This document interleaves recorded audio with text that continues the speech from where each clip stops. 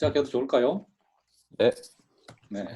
그러면 제 2부 질의응답 토론 시간을 갖도록 하겠습니다.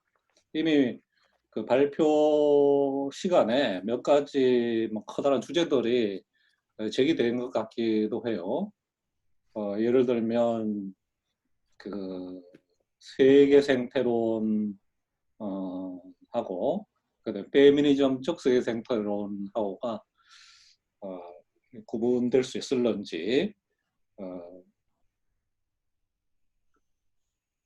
그것의 어떤 독자성 같은 게 있을런지 이런 문제가 제기됐다는 생각이 들고, 그다음에 자연과 자본을 이제 변정법 관계로 보는 게 이분법을 극복한다라고 하지만 이미 이항을 설정하고 있는 게 아니냐라고 하는 그런 문제도 제기될 수 있다라는 생각이 들고,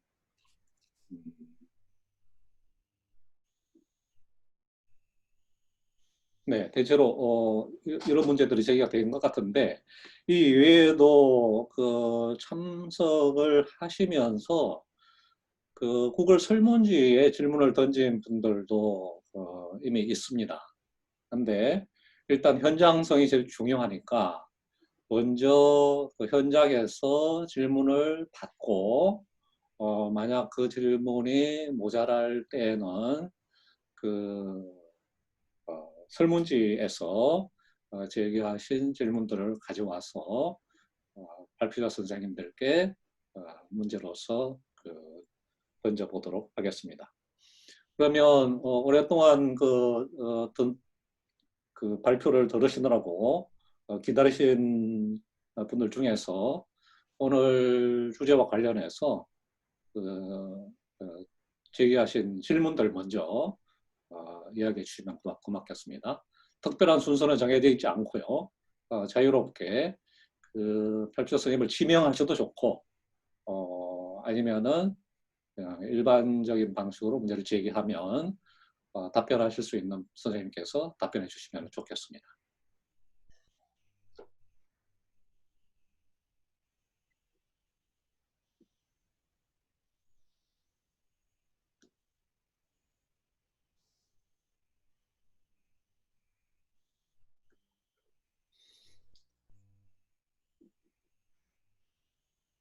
질문을 하실 분이 어떻게 질문을 할 수 있죠? 그 손을 들어야 되나요?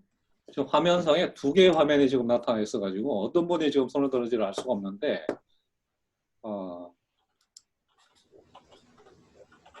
음소거를 푸시면은 있으신 걸로 생각할 수도 있겠고요. 그리고 음소거를 네. 그러면은 제가 이제 이 화면이 두 개의 화면이라서 두 개를 왔다 갔다 해야 돼요. 그러니까 그 자신의 그 박스에 있는 빨강색 그 마이크 있죠? 그걸 풀고 목소리로 말씀을 하시면 일단 질문을 시작하는 걸로 제가 인지하도록 하겠습니다.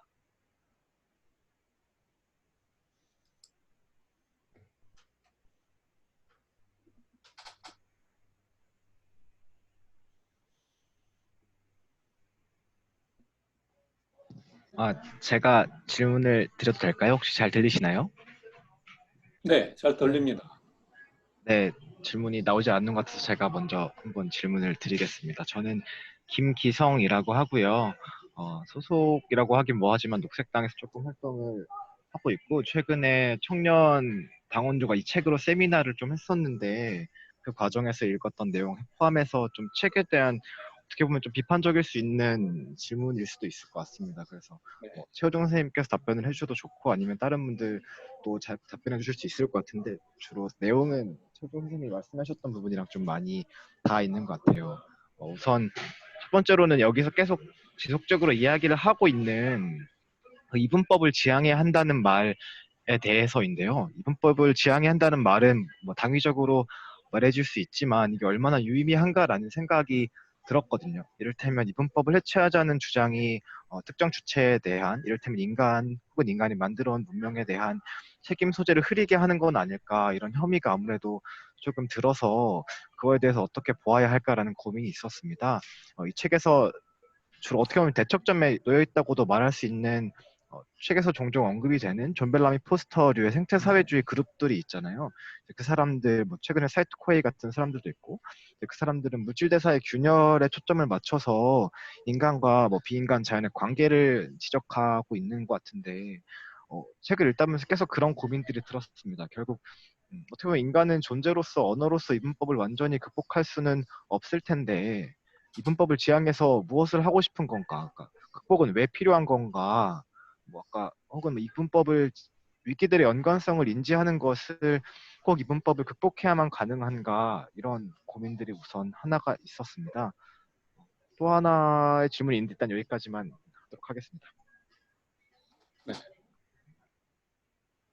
최유정 선생님 답변하시겠습니까? 지금 마이크, 예. 네, 저는 여기서 핵심이 이분법의 극복이 아니고 데카르트적 세계관의 극복이라고 봤어요. 그러니까 이분법을 그러니까 계속해서 이제 무어가 논리의 장하고 역사의 장을 또 구분해서 보잖아요.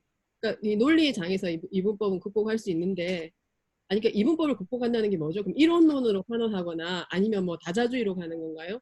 그러니까 그런 식으로 이제 접근하고 있는 책 같지는 않아요. 그래서 이분법을 얘기하는 까닭은, 그러니까 데카르트적 세계관에 대해서 문제를 삼고 그 세계관을 관점 변화시킬 수 있는 다른 패러다임으로 좀 가져갈 수 있는 이야기를 하고 싶어서 계속 이제 이분법을 비판하고 이 세계관이 뭐가 문제인가를 이제 얘기를 하는데, 가장 큰 문제는, 이분법의 가장 큰 문제는 이제 그냥 나누는 게 아니라 위계를 설정하고 그 우열의 관계를 정당화하는 거잖아요. 정신과 육체, 뭐 남자와 여자, 서구와 비서구, 운명과 야만, 이런 식으로 설정되어 있는, 그러니까 고착되어 있는 이 관념에 대해서 계속 이제 문제를 제기하는 것이지, 철학적으로 또는 이 사유상에서의 이분법이라고 하는 거를, 그러니까 그런 관점에서 문제 삼고 극복하려고 하는 시도는 아닌 것 같아요. 그러니까 이분법을 문제 삼는데 이 역사적으로 어떻게 그럼 이거를 극복할 것이냐를 보는 거죠. 그리고 그 지적은 뭐 주의해야 될 지점으로 굉장히 이제 타당한 점을 저는 지적해 주셨다고 봐요. 현실에서 작동하고 있는 지배와 피지배의 관계나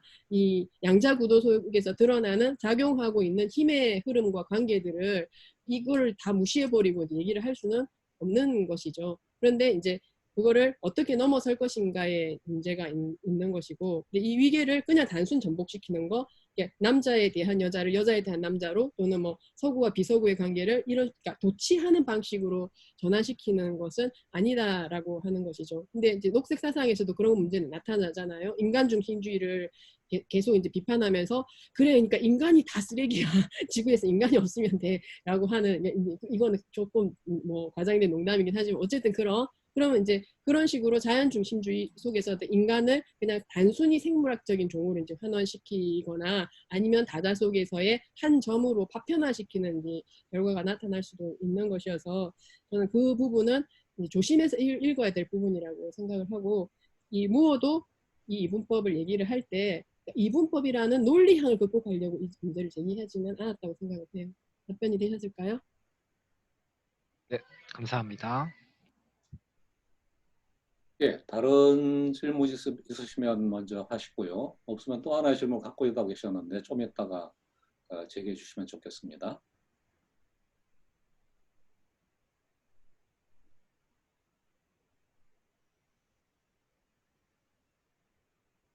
그러면 질문 이어서 하시겠습니까, 김미성님? 네, 감사합니다. 또 하나의 질문인데요. 아까 저도 이 책에서 이 전유와 착취의 구분을 드러낸 것을 되게 인상적으로 봤었거든요.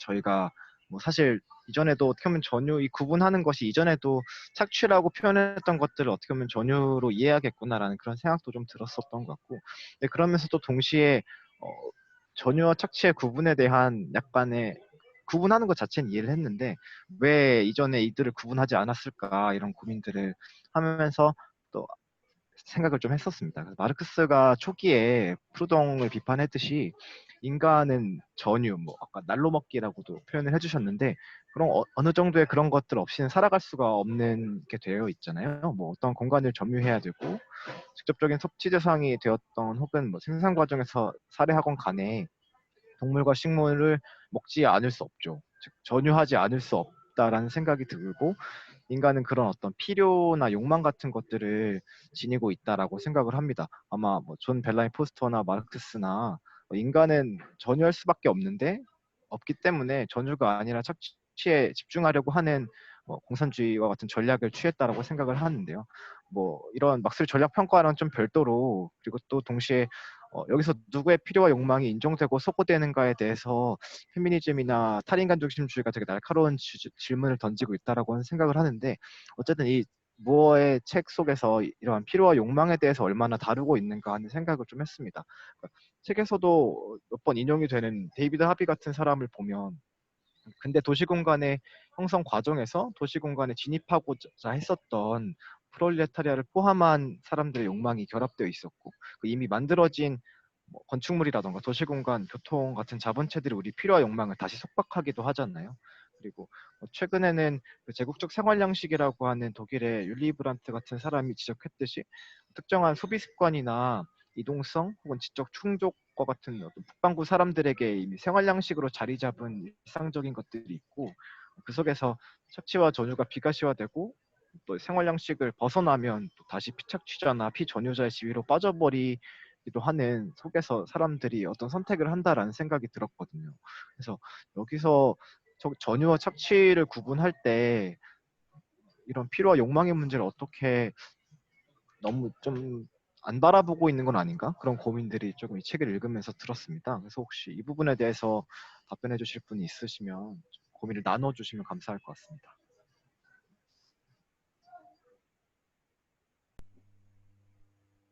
네, 어떤 선생님 답하시겠습니까?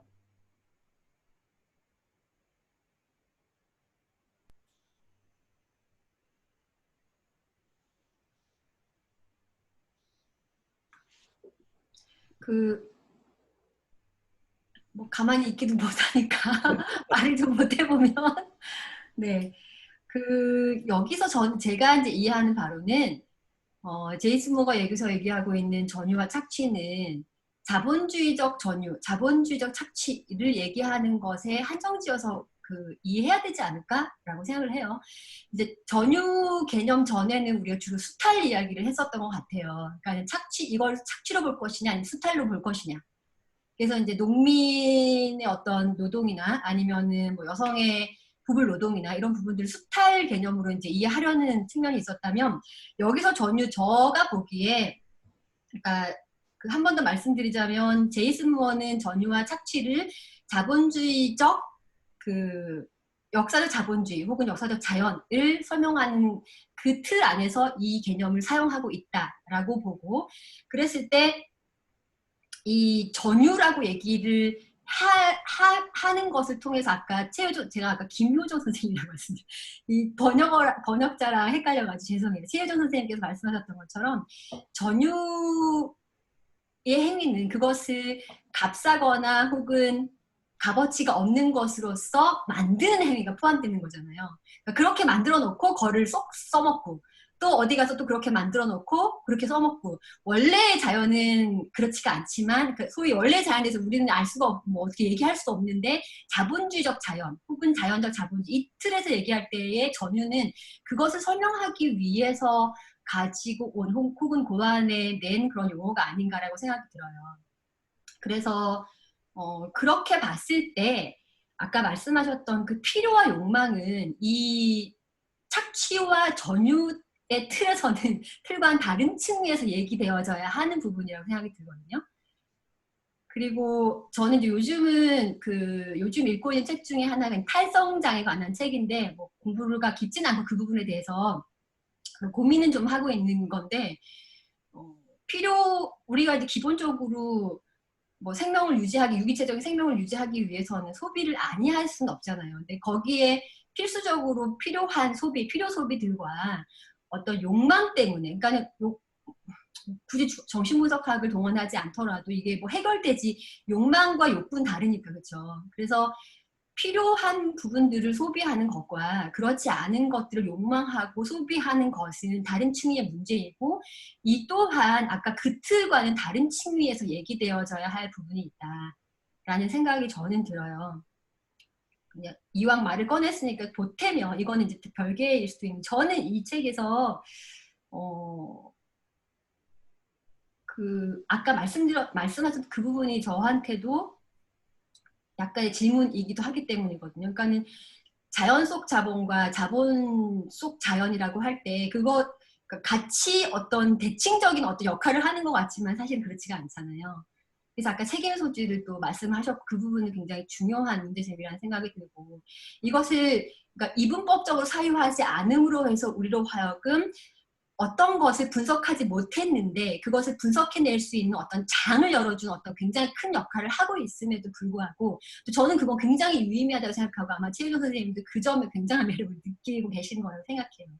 그런데 그런 한편에서도 어떤 책임 소재의 문제를 어떻게 이야기할 수 있을까? 자연이 스스로 걸어 들어와서 자본주의적 자연이 되지는 않으니까요. 그랬을 때 그 부분을 더 설명을 해주는 어떤 부분이 있는가 좀 책도 좀 이 책 내에서도 찾아봐야 되겠지만 앞으로 제이슨 모어가 더 이론화를 시킬 때 해야 할 작업들이 아닌가라는 생각이 들더라고요.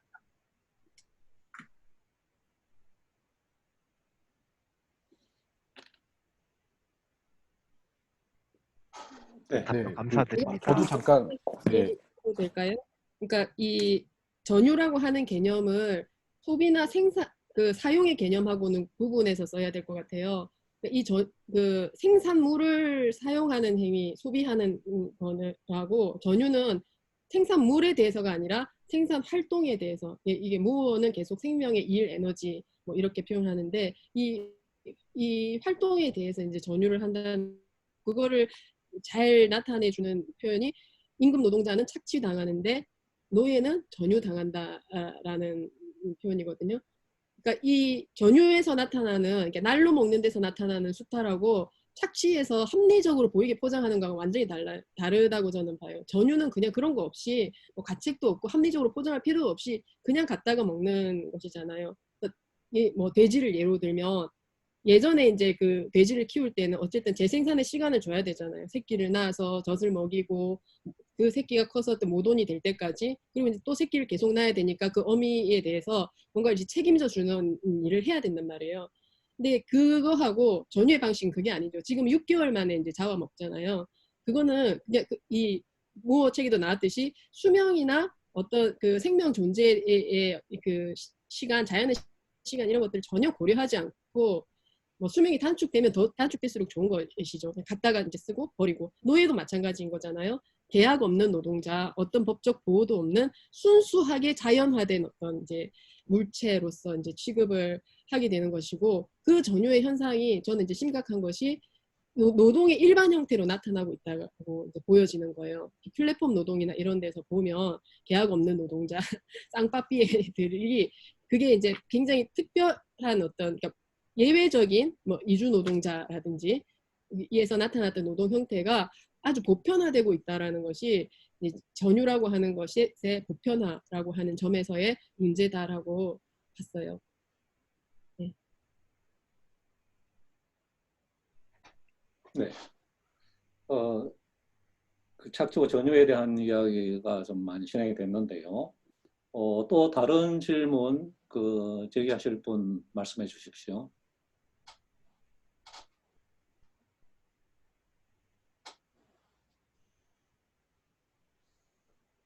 안녕하세요. 네. 저는 광주에 살고 있고 워커스 구독하면서 최우정 선생님 글 잘 보고 있는 학생입니다. 페이스북 통해서 그 행사 소식 알게 되어가지고 생태적 막수주의에 관심이 많아서 신청하게 되었는데요. 발제자분들 발제 듣다가 최근에 이제 책을 읽다가 인류세라는 개념에 대해서 조금 알게 됐는데, 자본세라는 개념을 이야기해 주셔서 좀 더 자본세라는 개념에 대해서 풍부하게 듣고 싶어서 질문드립니다. 자본세가 무엇인가 질문하셨는데요.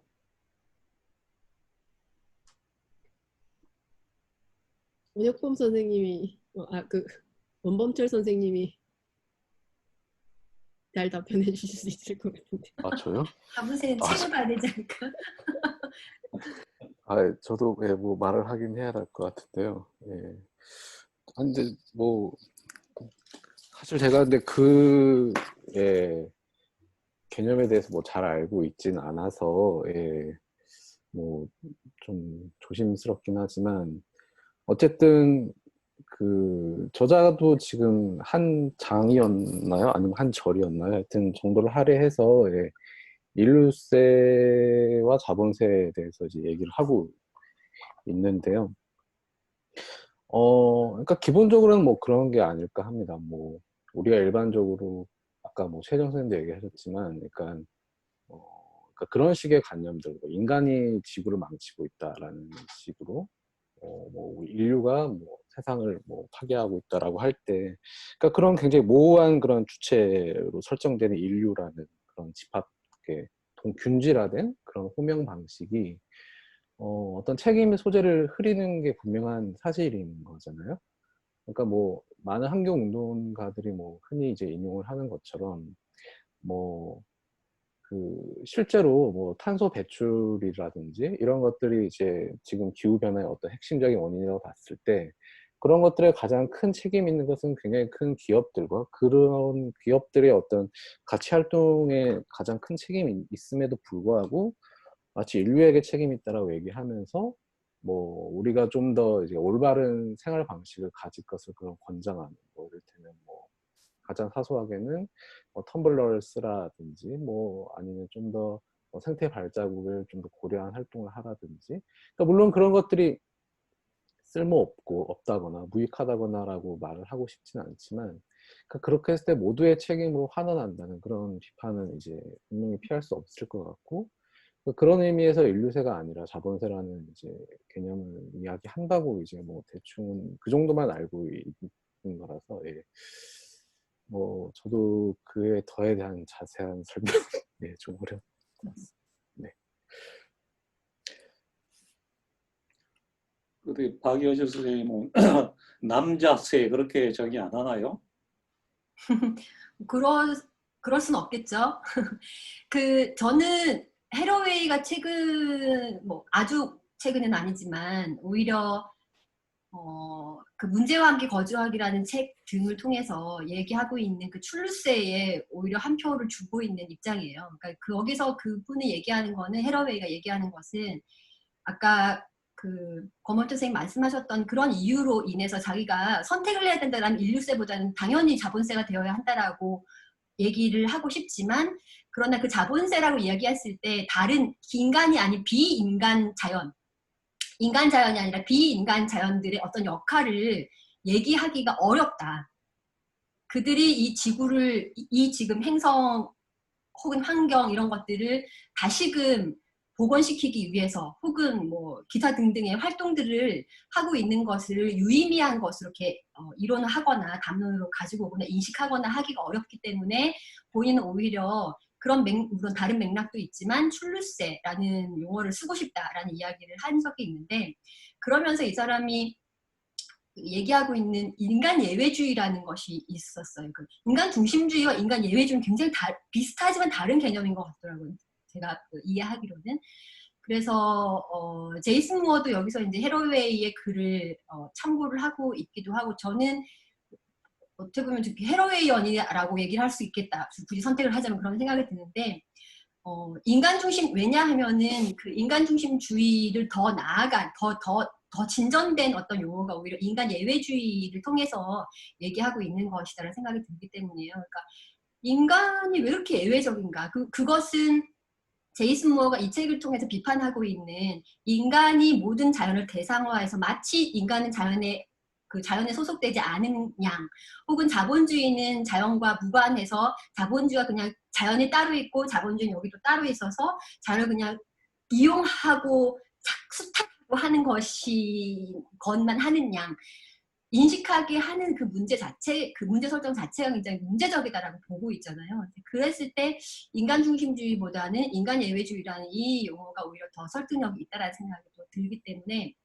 말씀을 드리는데, 그래서 마침 또 자본주의 인류세에 대한 얘기가 나와서 관심이 있으시다면 출루세도 한번 살펴보고 공부해 보시라라는 제안을 드립니다. 네, 맞습니다. 답변 되셨습니까, 연주님? 네. 그러면 추가로 더 질문하실 거 말씀해 주십시오. 지금 시간을 5시 10분인데 한 5시 20분 정도까지 진행하고 끝마치면 될까요? 네, 한 10분 정도 토론 시간을 더 갖도록 하겠습니다.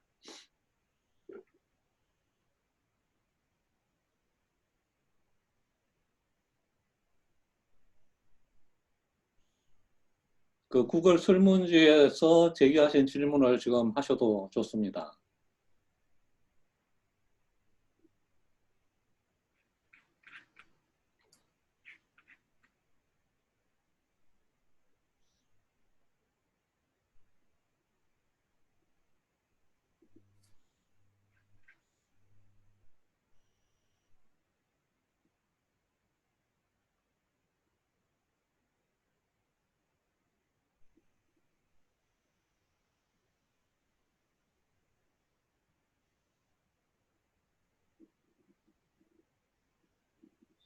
그 구글 설문지에 보면은 오석화님 질문으로서 그 무어에 대한 안드레아스 말름의 비판이 있는데 그 막스주의를 가장한 노골적인 혼성주의이다 이렇게 비판하는 내용이 있나 봐요. 제가 이걸 영문으로 검색을 해보니까 이건 좀 번역을 좀 극단화시킨 것 같고 주저없는 혼성주의인데 막스주의 옷을 입고서 그렇게 하고 있다 그런 내용이던데요. 혹시 이런 비판에 대해서 책을 읽으시면서 어떻게 응답할 수 있을는지 말씀해 주실 선생님 계신가요?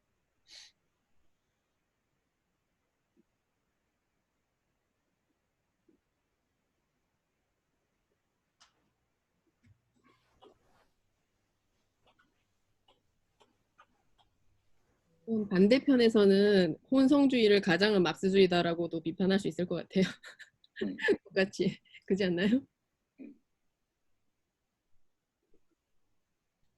혼성주의 같은 경우에는 이제 그 자체가 비판을 위해서 사용할 수 있는 개념이냐는 의문이라는 생각은 들거든요. 원체 지금은 오히려 혼성주의가 득세를 하고 있는 그런 시기라서 이거는 라투르 같은 경우는 우리는 결코 근대인이었던 적이 없다라고 하는 그런 책에서 근대성이라고 하는 게 그 뒤에서는 혼성주의, 하이브리디즘을 추진을 하면서 표면적으로 겉으로는 정화를 시킨다. 인간과 자연을 구분하는 방식으로 해와서 이 방법상의 내적인 모순이 있다라고 이야기를 하고 그렇기 때문에 근대인이라고 하는 게 오히려 어떻게 보면 과제로 남아있는 듯한 그런 식으로 이야기하고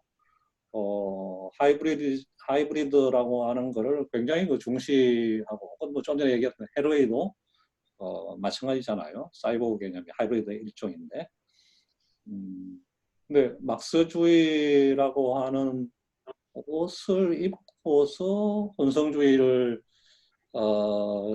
이렇게 얘기하는 거는 뭔가 잘못이라고 하는 주장으로 들리는데 그럼 막스주의는 혼성주의하고는 영 인연이 없다라고 미리 전제하고 들어가는 것 같아요. 그런데 정말 막스의 사고 속에서 그 혼성이라고 하는 요소가 그 역할을 안 하는가? 제가 보기에는 굉장히 중요한 역할을 한다고 생각을 하는데 꼼꼼히 좀 문맥을 가지고 그 따져봐야 될 문제가 아니겠는가. 막스의 사유에서 하이브리드의 문제 이거는 무조건적으로 부정될 그런 문제는 아니지 않는가라는 생각이 드는데요. 다른 분이 좀 더 설명해 주시겠습니까? 꼭 선생님들뿐만 아니라 이 자리에 참여하신 분들 중에서 설명해 주셔도 좋을 것 같아요. 네, 얼핏 이현주님이 음소거를 하셨던 거를 봤는데 혹시 질문하시려고 하신 걸까요? 네, 안녕하세요. 저는 서울에서 공간 네무라 흘러를 운영하면서 초중고 양육자들을 만나서 어떻게 하면 다음 세대에 지금 이런 공격적이고 그런 것들을 조금이라도 이렇게 좀 치워줄 수 있을까 뭐 이런 고민들을 하고 있어요. 근데 이제 이 책 제목이 되게 강렬해서 참여하게 됐는데요. 말씀 들어보니까 이제 제가 최근에 이제 어저께도 그런 분들하고 같이 모여서 얘기를 했는데 거기서 나온 얘기 이제 공공성의 확보에 대해서 얘기를 하는데 어떻게 하면 이런 우리 사회의 공공성을 확보할 수 있나 우리 사회에서. 근데 이 자본주의가 굉장히 치밀하게 공공성인 것처럼 들어가 있는 게 굉장히 많더라고요. 그래서 말씀을 이렇게 쭉 듣고 보니까 아까 권범철 선생님께서도 재생산 영역의 커머닝이라는 말씀도 하셨고, 그리고 박연실 선생님께서도 뭐 다른 부분에서는 이제 뭐 페미니즘 공부하면서 많이 들었던 건데 출산까지 착취 전유회가 어디쯤에 있을까 이런 질문도 하셨는데 이 문명이 지금 이어져 오면서 되게 절박한 상황에 놓여 있고, 그리고 다들 하는 고민이 진짜 내일 어떻게 돼도 하나도 이상할 게 없는 문명이다. 그러면 어쨌든 절멸로 향하기 전에 뭐라도 해보면 좋겠다. 뭐 이런 생각을 뭐 얘기도 나눴거든요. 근데 그때 우리 한국 사회에서 여기에서 지금 제가 책을 안 읽어봐서 잘 모르겠지만 어렴풋이 보면 이제 이 저자가 자연 속 자본주의가 해방의 정치하고 연관이 있는 건지 아니면 이 자본주의를 어떻게 견제하는 방법을 일러주는 것인지 그게 좀 이 책을 읽지 않은 사람으로서 궁금하거든요. 그래서 네, 제가 말씀드린 부분이 좀 되게 장황했는데 일단 공공성을 확보한 우리 사회에서 그 부분이 사실 다음 세대를 양육하고 있는 사람으로서 가장 지금 위기의 시기에 해야 되는 부분인 것 같고, 그거에 대한 구체적인 거는 계속 고민해야 될 것 같은데 이 자연 속 자본주의라는 개념을 갖고 가야 되는 건지 아니면은 그 자본주의라는 것 자체를 의심하면서 공공성을 따로 생각해야 되는 건지 그게 조금 궁금합니다.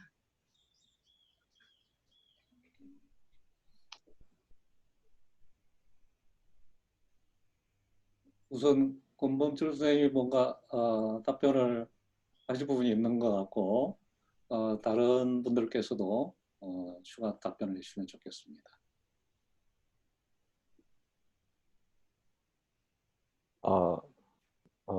저는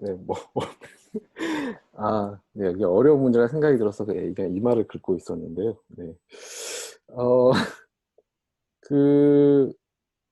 지금 방금 얘기하셨던 것 중에 어쨌든 자연 속 자본주의라고 혹은 또 이제 역관계도 이제 당연히 성립하게 되는데요. 자본주의 속 자연이라는 관계도 있는데, 저자가 얘기하는 것은 어쨌든 이 자본주의라는 것이 자연과 분리되어 있는 것이 아니라, 그러니까 자본주의가 자연에 대해서 자연을 대상으로 삼아서 뭔가를 하는 게 아니라, 자본주의는 그렇게 한다고 생각하지만 자연을 통해서 무언가를 한다라는 거죠. 그래서 지금까지 이제 계속해서 발전해 왔는데, 그렇기 때문에 자본주의는 자연을 조직하는 어떤 특정한 방법이라고 할 수 있고, 그게 이제 저렴한 자연을 점유하는 것이 가장 큰 비중을 차지한다고 저자는 이제 이야기를 했습니다. 근데 그렇게 저렴한 자연은 어쨌든 최현정 선생님께서도 이제 잘 말씀해 주셨지만, 그게 그냥 있는 게 아니라 계속해서 만들어내야 되는 건데,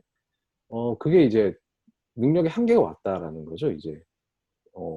지리적으로도 그렇고, 그리고 아까 시간적으로라도 이제 얘기하셨는데, 시간적으로라고 봤을 때는 그게 이제 결국은 이제 생명의 에너지를 갉아먹으면서 이제 힘들게 지탱되는 거잖아요. 그러니까 뭐 아까 우울증 같은 게 대표적인 뭐 사례가 아닐까 싶은데요. 그러니까 그런 것들을 이제 무한정 계속될 수는 없기 때문에 결국은 이제 자본주의라는 것이 더 이상 지속될 수 없다라는 게 이제 저자의 생각이고, 근데 거기서 중요한 것은 자본주의가 그냥 자동적으로 이제 붕괴하는 것이 아니라 그것에 대한 저항이 있기 때문에 이제 그 무너질 수밖에 없다라는 건데, 그러니까 전유라는 것도 항상 자본의 뜻대로만 되지 않는다라는 거죠. 그러니까 인간의 어떤 그 노동계급의 투쟁은 말할 것도 없고, 그 외에서의 어떤 다양한 인간 영역에서의 활동, 대항들, 그뿐만 아니라 비인간 자연 자체도 슈퍼자초라는 예를 들면서 저항하는 어떤 자연에 대해서 얘기를 하고 있는데, 사실 저도 그 부분이 책 전체에서 가장 좀 인상 깊었던 부분인데, 그러니까 우리가 착취의 영역뿐만 아니라 전유의 영역으로 이제 그 어떤 초점을 옮겨가게 되면은 그때 가장 중요한 것은 어떤 저항의 지점이 확대되는 부분이라고 생각이 듭니다. 그러니까 투쟁을 노동자 조합만 하는 게 아니라, 노동자들의 모임만 하는 게 아니라 자연 전체가 다 한다라는 거잖아요. 그러니까 인간 자연뿐만 아니라 비인간 자연 전부가 우리가 저항하는 주체이고, 그리고 그러한 저항할 수 있는 힘이 어디까지 확산될 수 있는지 우리가 모르는 거죠, 우리는 아직. 그렇기 때문에 이제 어떤 아까도 최 선생님 얘기하셨지만 어떤 종간의 연대라는 것도 깊이 이제 숙고해 봐야 될 문제라는 생각이 드는데요. 그렇기 때문에 그런 그 어떤 저항의 지점들이 확장이 되고, 그렇기 때문에 그런 관계들을 계속해서 만들어가는 것, 그게 이제 가장 중요한 핵심이라는 생각이 드는데요. 그러니까 우리가 어떤 상품 관계 안에서는 생산자와 소비자로만 만나게 될 때는 그냥 단순히 어떤 그 물건을 사고 파는 관계로 끝나지만, 그리고 자본이 자연을 이제 어떤 선물로 생각하는 것, 특히나 공짜 선물로 생각하는 것은 그거에 대해서 아무런 책임을 지지 않았기 때문에 그렇게 생각을 하는 거잖아요. 그러니까 아무런 비용이 들지 않기 때문에. 그렇지만 우리가 어떤 진짜 선물이라는 것은 선물을 주고받는 관계라는 것의 핵심은 어떤 관계를 만들어 가는 데 있는 거잖아요. 내가 어떤 선물을 받게 되면 그 사람은 내가 단순히 물건을 산 판매자랑 완전히 다른 거잖아요. 그러니까 우리가 어떤 그런 선물을 주고받는 관계, 다시 말하면 그건 어떤 책임을 서로 지게 되는 관계들이고, 그런 서로 책임을 지는 관계들을 어떤 종간의 연대의 문제로 연결해 볼 수 있다는 생각이 듭니다. 어쨌든 그런 관계 구성이 지금의 어떤 자본주의적 관계, 그러니까 현재의 위기에 가장 큰 책임이 있다고 할 수 있는 그런 관계를 극복할 수 있는 다른 관계의 구성이 가장 핵심적인 문제이고, 그런 것들을 저는 이제 앞에서 얘기했던 그 페데리치의 어떤 재생산의 집합적인 재구성. 왜냐하면 결국은 지금 그 더 이상 이제 저렴하게 만들 수 없는 자연이라는 어떤 한계 속에서 자본이 결국 기대고 있는 것들이 생명의 에너지를 갉아먹는, 그러니까 결국은 재생산 자체를 위협하면서 이제 겨우겨우 지탱되고 있기 때문에 그런 것들이 가장 첨예한 어떤 그 전환의 지점이 아닐까 하는 생각에서 페데리치 전략을 지금 이 저자의 생각과 충분히 이제 깊이 연결해 볼 수 있다는 생각을 했고요. 그리고 공공성의 문제는 사실 지금 그 제가 정확하게 잘 이해를 하지 못했는데, 물론 지금 특히나 이 바이러스 국면에서 공공성이라는 것이 굉장히 화두가 되고 있고, 국가 역할이 다시금 강조되는 상황인 게 분명한 것 같고요. 근데 그만 우리가 오히려 지금은 물론 뭐 공공성의 국가 역할이라는 것도 굉장히 중요하겠습니다만, 우리가 바이러스를 지금 이 확산을 막아가는 어떤 그런 상황에서만 놓고 보더라도 이게 국가의 역할이라는 건 분명히 한계가 있는 거잖아요.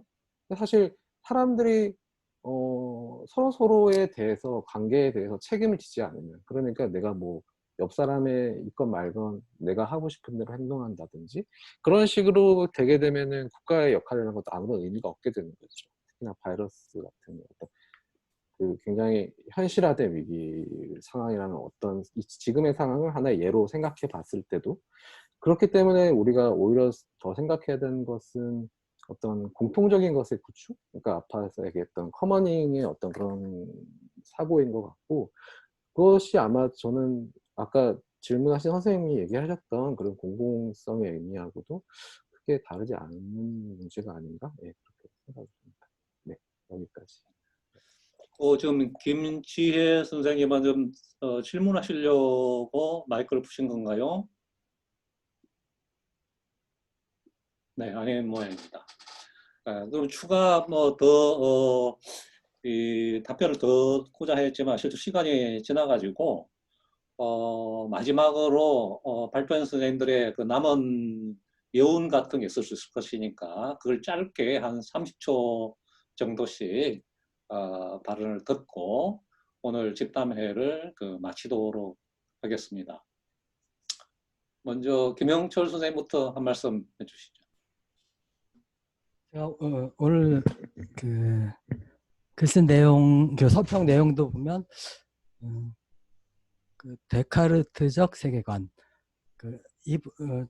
인간과 자연을 분리하는, 자본과 자연을 분리하는 이런 세계관을 극복하는 것으로서 이전에 알았던 라투르의 그런 행위자 네트워크, 그것과 이것을 연결시켜 보면 좀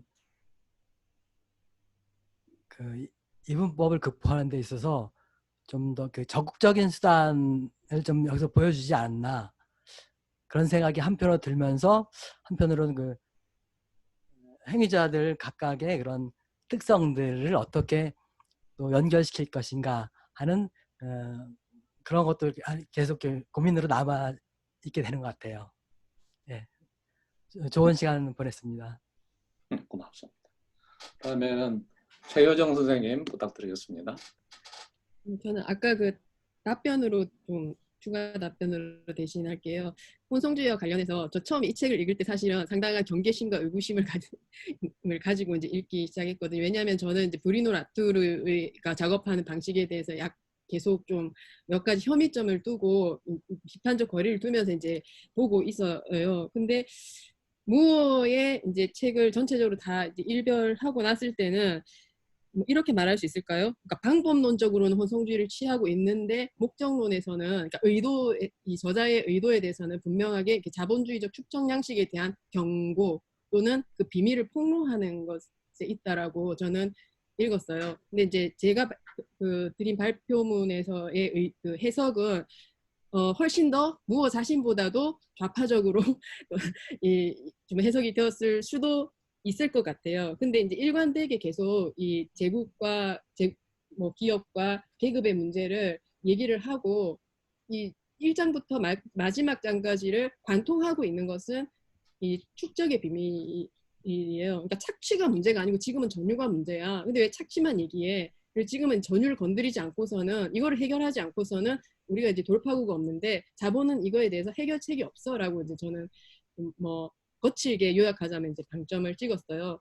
그리고 사회생태주의나 생태사회주의 또는 녹색 좌파를 하려고 할 때 항상 그런 비판에 직면을 하죠. 이제 좌파는 저 녹색으로 위장한다고 하고 또 이 녹색은 아니 거꾸로 서로 이제 저 사람 막스주의자인데 좌파인데 속은 빨가면서 겉은 초록색이야 하고 반대쪽에서는 아니 녹색인데 겉으로만 빨개 이런 식의 이제 이 상호적인 비판이 있는데 그거는 어쨌든 이 경계를 넘나드는 이 학문을 하려고 할 때 또는 사유를 하려고 할 때 조심도 해야 되지만 수용도 하면서 갈 수밖에 없는 그런 문제인 것 같아요. 무어의 이 논의도 답이라기보다는 어떤 우리에게 시작점으로서 좀 주어졌다라고 생각하고 그런 지점들을 충분히 고려하면서 앞으로 저도 계속 더 공부해 가겠습니다. 네, 오늘 다 감사했습니다. 감사합니다. 그러면 권범줄 선생님 한 말씀해 주십시오. 네, 아까 방금 너무 길게 얘기해서요. 저 이제 더 할 말은 없지만, 최근에 새벽이라는 돼지가 생활하는 걸 유심히 보고 있는데요. 보셨을 분도 있겠지만 이제 공장시 축사에 있다가 이제 구조돼가지고 어느 생추어리에서 생활하고 있는 돼지 이름이 이제 새벽이라는 돼지가 있는데요. 그게 어떤 사람이 보기에는 굉장히 뭐하는 짓이냐라고 얘기할 수도 있겠지만 저는 그게 어떤 종간의 연대가 시작되는 그런 활동이 될 수도 있다고 생각을 합니다. 네, 그래서 저는 이 책을 읽으면서 이제 그 돼지 생각을 좀 많이 하게 됐는데요. 저도 좀 그 최근에 어떤 굉장히 좀 우울증과 무기력감이 많이 시달리고 있는데 그런 것을 좀 극복하는 데도 이 책이 좀 도움이 되었고, 예, 그래서 저는 좀 돼지처럼 좀 예, 힘내서 좀 예, 살아보도록 하겠습니다. 감사합니다. 고맙습니다. 네, 박연실 선생님. 네. 돼지처럼 힘을 내시겠다. 이 몹시 큰 결단이라는 생각이 드는데요. 저는 재수선 줄 알고 막 얘기를 하려던 참에 저는 그 두 가지 얘기를 이제 정리하면서 드리고 싶습니다. 첫 번째는 아까 이현주 선생님이 공공성 얘기를 하셨는데 그 얘기를 들으면서 제 머릿속에 스친 다시 헤러웨이 얘기인데요. 그 사람이 우리가 이제 대기를 하는데 어쨌든 어떤 사람으로 대기하고 뭐 다 대기를 어떤 식의 대기를 해가는데 그렇게 홀로 독립적으로 대기하는 존재는 없다라는 이야기를 해요. 그래서 이 사람이 become wish라는 이 이제 용어를 사용하는데 헤러웨이가 이제 생물학자잖아요. 그래서 진화론에 대한 또 해박한 지식을 갖고 있고 인간이 어떻게 진화해 가는가 혹은 다른 동물들이 환경에 어떻게 진화해 가는가 이런 것들을 이제 쭉쭉 얘기를 하면서 인간도 절대 인간 자체로 그냥 진화해 어떤 생물체도 그렇지 않고 그래서 그 사회 속 자연 혹은 자연 속 사회 속에서의 인간 자연 또한 become wish라는 그러니까 함께 되어가기 더불어 되어가기를 하고 있다는 것을 늘 염두에 둔다라면은 그것이 공공성의 어떤 영역을 고민할 때에도 굉장히 필요하지 않을까라는 생각이 들고요. 선생님 아까 얘기하셨던 뭐였죠? 아까 말씀하신 게 있었는데 자연 속 자본주의는 추구해야 할 것인가 이렇게 약간 그런 고민 드시는데 책을 안 읽은 상태에서 물론 무언 절대 그런 얘기 하고 있지 않다라고 저는 이해를 하고 있고 이 자연 속 자본주의 혹은 자본주의 속 자연 이런 것이 이제 끝에 다다랐다 아까 최 교수님 말씀하셨듯이 더 이상 전유할 거가 없기 때문에 땅 밑까지 지금 파고 있잖아요. 막 이렇게 전유할 게 없다 이런 얘기를 하고 있는 것이니까. 그리고 또한 그 헤러웨이가 하고 있는 얘기 중에 또 하나가 그러니까 response able한 이야기를 하고 있어요. 그러니까 책임 능력을 키워야 된다. 우리가 그러니까 어떻게 이렇게 응답 능력이죠. 응답 능력을 키워내지 않으면 어떠한 변화가 어떻게 시작되고 있는지 어떻게 되어가야 하는지에 대해서도 촉을 들이밀기가 되게 어렵다. 그래서 응답 능력, 이것은 그것도 책임 능력이기도 할 텐데 그 얘기를 하고 있어요. 그래서 그 부분이 아마 좀 굉장히 연관성이 좀 있지 않을까라는 생각이 들고 끝으로 페미니즘적 세계 생토론이 독자적 이론화 가능한가 아까 제 발표를 듣고 이제 말씀해 주셨잖아요.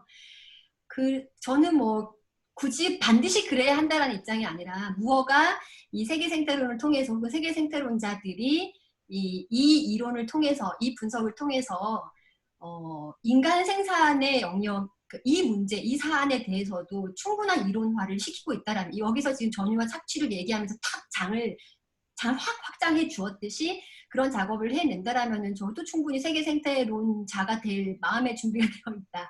다만 그렇지 않다라면 우리는 새로운 또 다른 관점과 이론화가 필요하지 않은가라는 생각을 했다라는 말씀을 드렸습니다. 네, 오늘 초대해 주신 덕분에 많은 또 인사이트를 얻었고 즐거웠습니다. 감사합니다. 네, 감사합니다. 네 분 말씀 잘 들었고요. 우리가 이제 코로나로 인해서 원래 다중지성의 정원 서울에 있는 풀에서 집담회나 서평회 혹은 출판기념 강연을 했었는데 오늘 이렇게 이제 줌을 통해서 그 집담회를 하다 보니까 강원도 계신 분도 있고 또 경상도 지리산에서 오신 분도 있고 저도 제주도입니다. 그리고 김영철님은 강화도이고 근본적으로 서울이죠. 이게 뭐 전국에서 만나가지고 대화를 하고 참가하신 분들도 굉장히 말씀을 못 들었지만은 다양한 지역에서 연결되지 않았을까라는 생각이 듭니다. 아까 한 44분 정도까지 접속을 하셨는데 지금 26분 정도가 끝까지 토론에 참가하고 계세요. 지금 제이슨 무어 책이 우리가 생각해보다도 굉장히 좋은 반응이고 이 주제가 이토록 많은 사람들한테 관심을 끌고 있다는 게 놀라울 정도이거든요. 앞으로 이런 논의는 지금의 특별한 상황 때문에 더 지속되지 않을까라는 생각이 듭니다.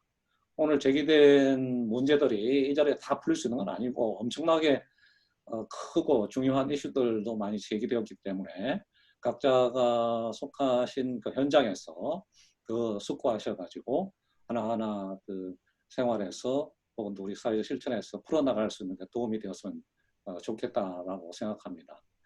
다음번에는 아마도 이제 레비 브라이언트의 존재의지도 출판 기념 강연이 있지 않을까 싶은데 상대적으로 젊은 객체지향 철학자의 책입니다. 그런 관심을 갖고 관심 가지고 지켜봐 주시면 좋겠고 곧 아마 안내가 나가지 않을까 생각합니다. 그때 다시 뵐 수 있기를 바라면서 오늘 처음 시작과 마찬가지로 다 같이 박수로서 오늘 집담회를 마치도록 하겠는데 참가해 주신 모든 선생님들과 발표자 분들께 특별히 감사의 말씀을 드리고 좋은 주말 보내기를 바라겠습니다. 네, 고맙습니다. 그러면은 영상은 김정현 선생님이 정리해 주십시오.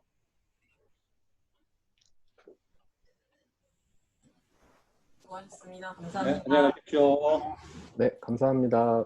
네, 고맙습니다. 고맙습니다. 잘 지내요. 젤리님 안녕히 가세요.